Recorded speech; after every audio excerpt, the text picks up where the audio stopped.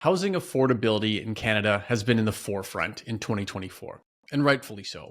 With high home prices, high interest rates, a high cost of living, the ability to buy a home has become increasingly challenging. And the numbers support this. In 2011, 69% of Canadians own their homes.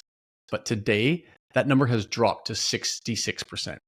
And the decline in home ownership has been especially steep for young Canadians. For those that are aged between 25 and 29, the home ownership rate fell from 44% in 2011 down to 36% in 2021. And it's not just homebuyers that are feeling this pain. Developers are facing one of the most hostile environments to build in that they've ever faced. And well, they aren't building. They simply can't.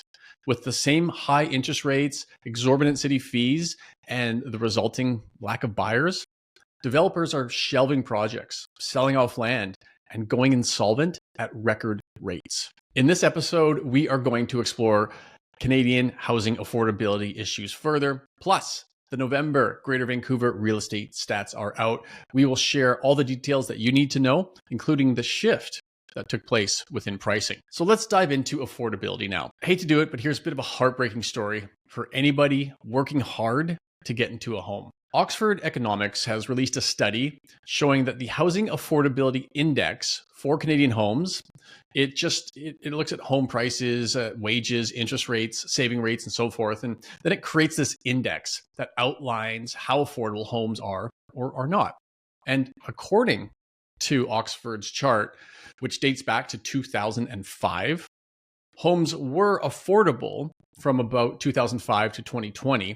Then they became increasingly unaffordable, peaking at max unaffordability in 2023. The metric has started to trend down finally, but Oxford Economics has forecasted that housing won't enter even that top band of affordability until 2035. That means homes will be of a similar affordability as to when they were back in 2020. That's when the average Canadian home was $575,000 and the overnight rate was sitting at 1.75%. Keep in mind, this is for all Canadian homes, right? Areas like Vancouver and Toronto that have been historically appreciating above the national average. Either way, having to wait 10 more years for a sense of affordability is a hard pill to swallow, to say the least. In a landscape where more and more new projects are being shelved, 10 years, that might even be on the short side. So what do you do with this information, right? It's hard to hear and hard to share. I'll share one story, I think, that kind of emulates what you can do in a environment where it is tough to buy into housing. And it's a quick one. But again, one of my favorite stories is a client that was about 18 years old. And he used to commute 3 hours to work each way to save for a house. And he chose to do this, and he did this with zero help from the family. He just worked his butt off and saved and saved and saved. And when he could afford a 40-year-old studio, he bought it. And then 4 years later, he moved to a 2-bedroom unit, interestingly, in the same building. But he is working himself up that ladder, and he's doing it on the back of hard work and realizing there's going to be sacrifices to get in if you want to live in a home in Vancouver, for example. So the moral of the story is it's tough out there.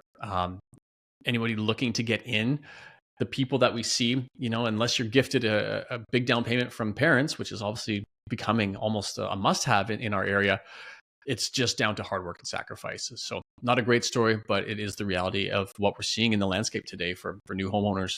Yeah, it's how I bought my home when I first started, right? And probably, Dan, much like you did. At the end of the day, I spent a decade working in Alberta, flipping trailers and, all kinds of things just to try and save up enough money so that I could buy my first condo down here in Vancouver. And it took nearly a decade, right? So it's a crazy amount of work and sacrifice. I guess the question too is is that the only way?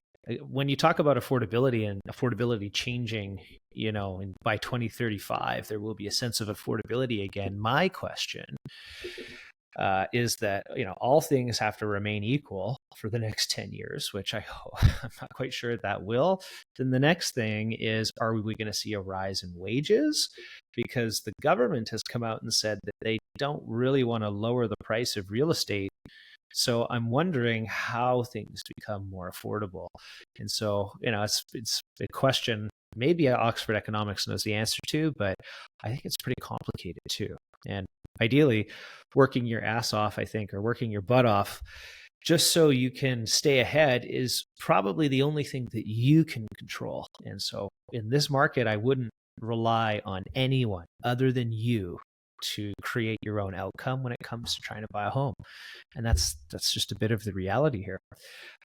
Moving on to developers here, I wanted to touch on a story out of Toronto, because this year has been a relentless and difficult year, delivering setback after setback to our future housing supply.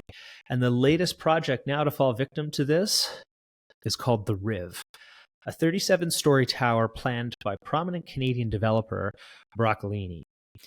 The tower was set to rise in downtown Toronto, bringing approximately 400 units to the market, including some affordable rentals.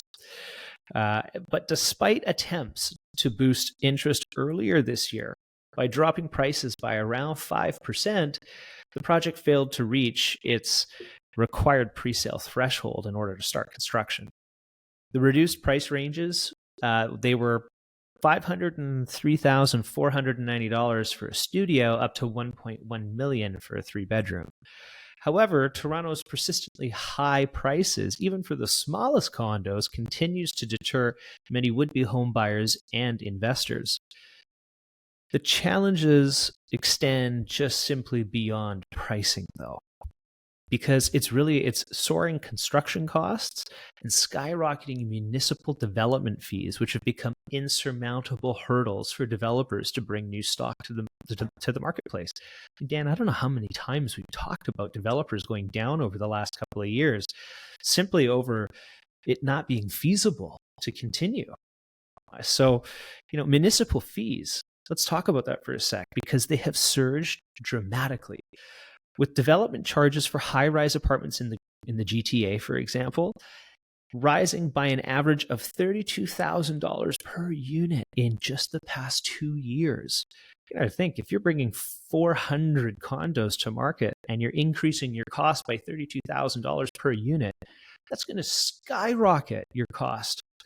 And furthermore, if you're building a single-family home, those fees have doubled by going up to nearly $42,000. So municipal development charges have increased by an astonishing 933% in less than 15 years. It's no wonder your housing prices are so expensive, compounding the cost burden for new construction. The cost to build crisis, as industry experts have begun to describe this, has made it nearly impossible for developers to deliver homes at prices that the market can sustain. But with GTA home sales sitting at 75% below the 10-year average, many developers are struggling to secure, then pre-sale the necessary amount of units just to get construction financing. The result? Projects like the Riv get shelved, tabled, or even sold. And that further reduces the much-needed inventory that we need to curb pricing. Advocates warn that that this cost imbalance poses a significant threat to the housing market. Governments at all levels are urging for more development because they brought so many more people to the country in the last few years. But escalating costs are preventing the developers from delivering affordable homes or even being interested in doing that. While the focus is often on increasing supply, affordability, even for developers, now remains the crux of the problem. So what's fascinating to note is GTA new condo completions are on track to hit 0 by 2029. There are some projects tabled to begin construction in the next few years, which could change that outcome, but only by a little bit. So unless we see a change to the development landscape, projects may very well be shelved until a way further date, or they may not get built at all. While this is considered to be an elevated amount of new condos coming to market today, the GTA is on track to have a completely different outcome in the next 5 years. So imagine what a market would do with zero new construction condos coming to market in 1 calendar year. And the pendulum continues to swing in extreme patterns. I think a lot of people are just craving some balance right now instead of just 933% increases over 15 years. It's obviously unsustainable. And this development cost charges are starting to become more and more to the forefront, I find, especially in alternative media, but they're going to hit mainstream media pretty soon as well. And hopefully that gets loud enough so that the government starts giving us these deflection stories. One of them we'll get into shortly. But for now, let's talk about where in Canada actually is affordable, right? This episode is largely about affordability. And we've talked about obviously where it's not affordable, and that's in our major cities.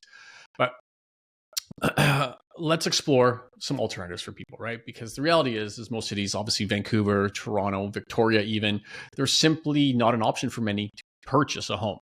But if you love Canada and owning a home is important to you, well, still over half of Canada's cities are considered to be within or even below the realm of affordability. On the extreme unaffordable side, we have the obvious ones, Vancouver, Victoria, Toronto, but there's also Hamilton, Guelph, and Peterborough in that realm of unaffordability. But on the other side of most affordable, you have places like Regina, Saskatchewan, Saskatoon, Newfoundland, and Quebec City. Even Calgary, Montreal, and Ottawa are within this range. Now, we're going to share a chart that shows every major city and where they sit on the affordable index on YouTube. So if you're watching that, you can check out that chart now. Now, while moving to an affordable city is obviously not an option for everyone, right? But those who are, let's say, a digital nomad or new to the country, they could potentially look at those areas for options of what is considered affordable housing and still be able to get into that market and still live in Canada. So it's not all bad news, but you might not love the area that you're moving to. But again, sometimes, and for some people, it's just a matter of getting in, paying down the principal, building some equity, and then having a future plan to maybe move up or move to a different region. Yeah. And, Dana, I just want to touch on those municipal fees for one last thing before I get into another story here, which will also blow your mind. But the municipal fees, municipalities, generally speaking, have two ways to increase revenue. First way is through property taxes. And then the second way is through development cost charges, development fees. And they could lower those fees if they got more support from the provincial and federal governments, but they're not. And so if they're not getting the support they need from the next tier of government, then the only way that they can increase revenue is by charging more. And unfortunately, all that does is mess up affordability for the city. So it's more complicated than just the municipality itself. It's really all branches of government, and they're not working together. We know this to be the case. But I just wanted to make that clear for listeners because I don't think a lot of people know that. Getting into home flippers here, remember these nasty home flippers that we were told back when David Eby and Justin Trudeau showed up and said that they're going to tax the heck out of anyone who tries to flip a home for a profit? Well, there's a new report out of StatsCan here examining the prevalence of home flipping in British Columbia. And the revealings or the what they have found will shock you. The findings have challenged the popular narratives about their roles in Canada and causing affordability issues. The report shows that just over 3% of residential properties in 2021 were resold within a year of being purchased. The low rate of flipped sales, coupled with modest or negligible profits at all, after accounting for taxes, fees, expenses, suggests that home flippers are not walking away with massive or ill-gotten gains. The idea that real estate investors, particularly flippers, are driving up house prices has gained a lot of traction in Canada, and it's led to serious policy interventions. These include a federal rule introduced in January in 2023 that taxes profits for properties sold within a year of as business income. And a similar home flipping tax is set to take effect in BC in January of 2025. But while home flipping and buying properties too quickly and to resell them in a hot market can moderately contribute to price volatility and affordability challenges, its impacts, though, at 3% are limited. In overheated markets, flipping can push prices higher, but in cooling markets, flipping can also push prices down. And StatsCan data currently is limited to BC, paints a partial picture, but it already suggests that the issue of home flipping is completely overstated. The report highlights that less than 2% of homes in BC were resold within 6 months in 2021, and that further demonstrates that frequent flipping akin to a US market, for example, is rare in Canada. Properties sold within a year had a median purchase price of $565,000 compared to $610,000 for other transactions, indicating that flippers, they typically target undervalued homes, so they have to pick up something that needs to be improved. Although the gross profit on these flipped properties was reported at about 20%, and that's gross, not net, right? So they're not taking 20%. This figure does not account for transactions, like I mentioned. It doesn't account for brokerage fees, taxes, renovation expenses, carrying costs, all of which reduce profitability. And in some cases, flippers lost money. The report also found that the median price of all BC residential properties rose 18% in the same time frame from 2020 to 2021. And the economic gain attributed to flippers was just 2 percentage points higher than that. So it's not a huge amount. And this demonstrates just the minimal influence on the broader market that flipping homes has. This data is part of a larger pattern of StatsCan debunking myths about the housing crisis, including claims about foreign buyers and investors. The real issue driving Canada's housing affordability challenges is a persistent mismatch between supply and demand, and I will add to this, the cost of money. To effectively tackle this affordability crisis, we need to address housing shortages, just like we talked about.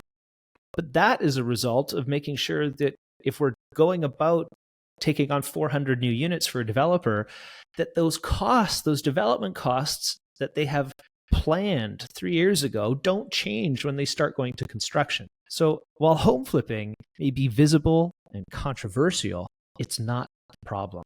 Yeah, it never was, and I don't think it'll ever be. This is just another glaring example of the government, in my opinion, deflecting, right? The problem is internal, but they're going to say, oh no, it's that guy, or it's that guy, or it's that guy. And they've been doing this for a long time, right? It's the vacant homes, it's the speculators, it's the investors, it's the flippers, right? It's never the government who runs at multi-billion-dollar overruns every year, right? They wouldn't need all these additional revenue streams, all these additional taxes, if they just stopped overspending.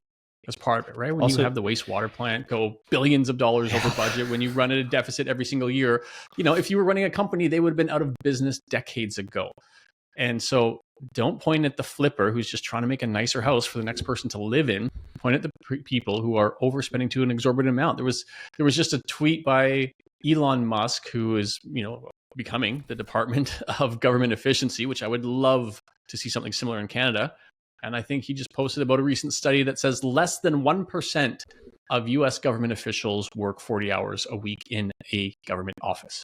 Less than 1%. Imagine the inefficiencies there.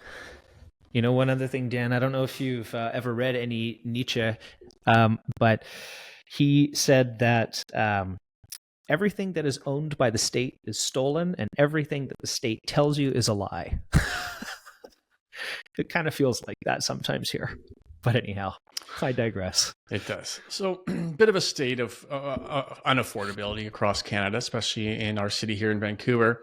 And, you know, it's a tough problem, right? It's been in the forefront for a long time here, and it's far from being solved. And there's a lot of people, I think, getting involved, and there's going to be some major changes, I think, over the next decade or so, because obviously it's a broken system with what we have now. Right? The developers cannot bring homes to market that are affordable for the end user, and there's a multitude of reasons why, and we continue to explore them and share them with you.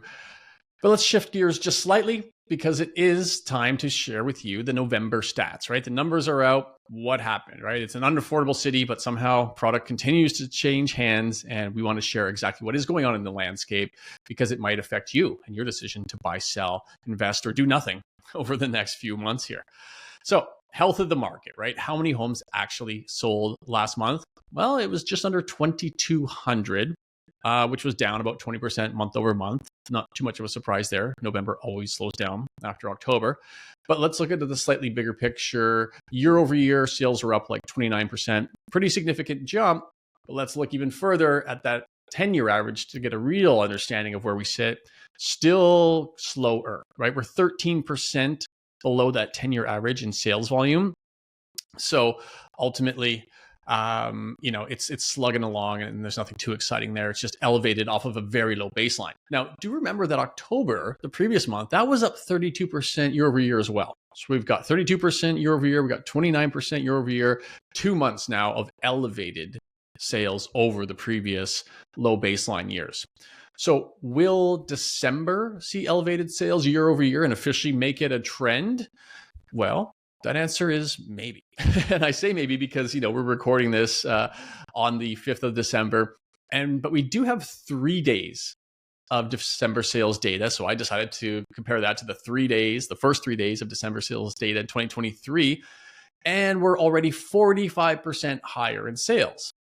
Okay. Now, obviously, that's a very small pool of data to reference. But December, well, it's on an early track to definitely be the third month in a row with sales at least 30% year over year elevated from the year before.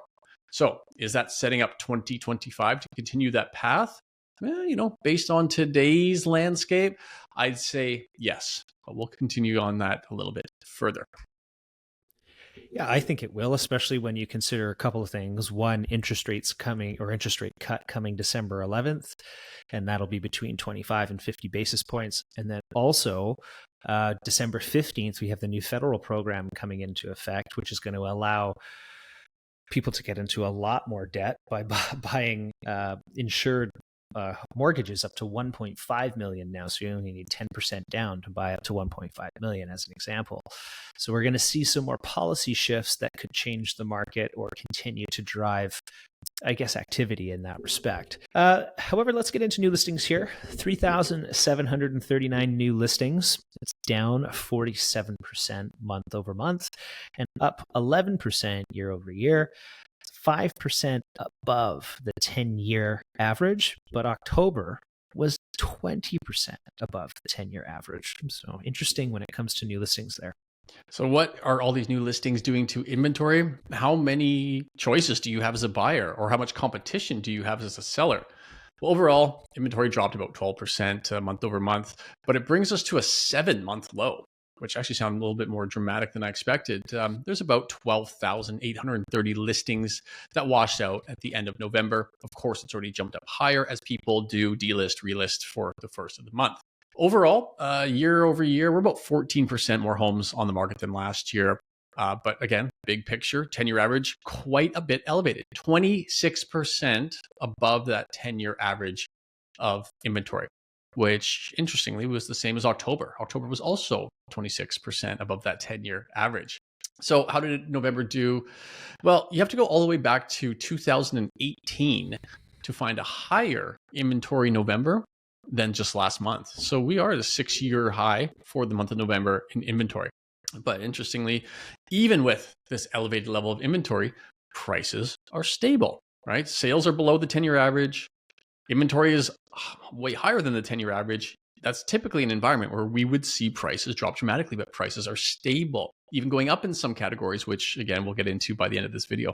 Yeah, let's now touch on the sales to active ratio. So overall, we're sitting at 17%, which is a balanced marketplace.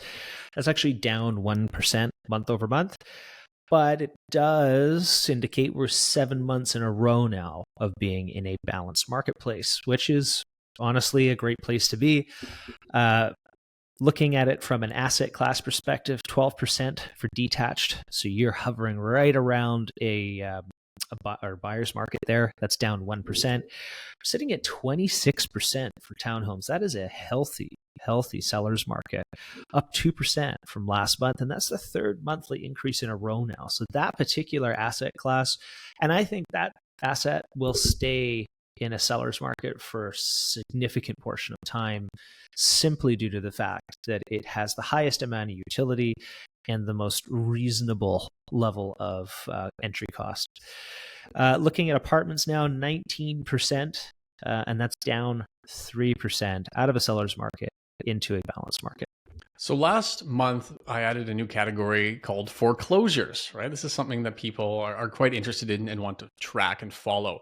So last month, all foreclosures across GVRD totaled 230. Did it increase? Did it decrease? It went up slightly.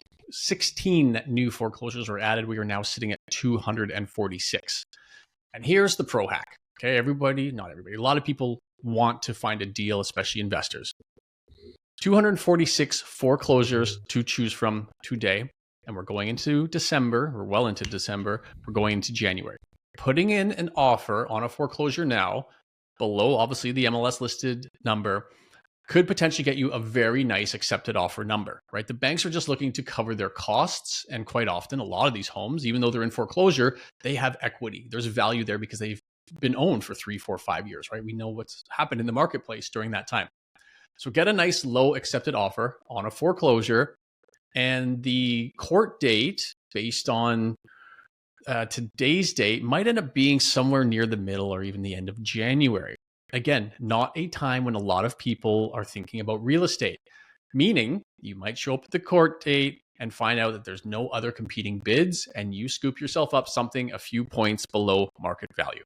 There's only a few months that this tactic can really work. And now is that time. So if that's something you're considering and you're just all about getting a deal, it's worth exploring the 246 foreclosure options that exist today for you across the lower mainland. One thing to note that's interesting, and this is definitely where you should be focusing, there are more than double the amount of detached foreclosures than there are condo foreclosures. That's even with condos having 3 times the total listings, right? Detached homes, far more expensive, harder to keep up with those payments when your interest rate goes up 400 or 500%. So that's my little hack. Go out, offer on a detached foreclosure in the next couple of weeks and pick yourself up something potentially nice to renovate and not flip, but maybe fix up and rent out, right? Because you don't want to be hated on by the government. Yeah, even if you flip for a loss. Anyhow, days on market, looking at that here, 23 days on market in terms of averages here. That's up 5 from the month prior to. It's the second highest days on market in 2024, only behind January, which is typically, that December, January, usually the slowest months. So, okay. So what happened with price? Price is always interesting and moves so dramatically in our marketplace. HPI, it dropped again. Okay, this makes it the 6th consecutive drop in a row, even though it only dropped $100. So the average home price there based on HPI only went down $100 last month, but down is down. So we're 6 months in a row. Year over year, we're down about 1%. So far this year is about 1% down. By the time December is done, I think we're going to end the year almost flat, almost verbatim where we were. So very interesting year considering how high interest rates were to see home prices ultimately end up flat. Interesting nonetheless. Month over month, of course, that number barely changed on a percent basis. HPI price today, $1,172,000 is your HPI price today. Median prices did go up $1,000. Now sitting at $965, and average went up as well, up $29,000, sitting at $1,277,000. So 2 of the 3 price indexes went up, 1 went down $100. That's where we ended up with prices. So lastly here, let's get into some rate cut predictions. Ryan, the Bank of Canada is meeting for the last time in 2024 next Wednesday, December 11th. And most people believe there's going to be a cut. I think the question, of course, becomes how big or small is that cut going to be? Love to hear your thoughts first. Well, I think it's not as easy as maybe some people think. I think the vast majority of people are considering a 25% cut will be, and I think that's most likely as well. But there's a number of things that we're finding out here late into the year, much like we mentioned on I guess a couple of weeks ago on a podcast where, the government just magically found 1.3% of GDP data between 2021 and 2023.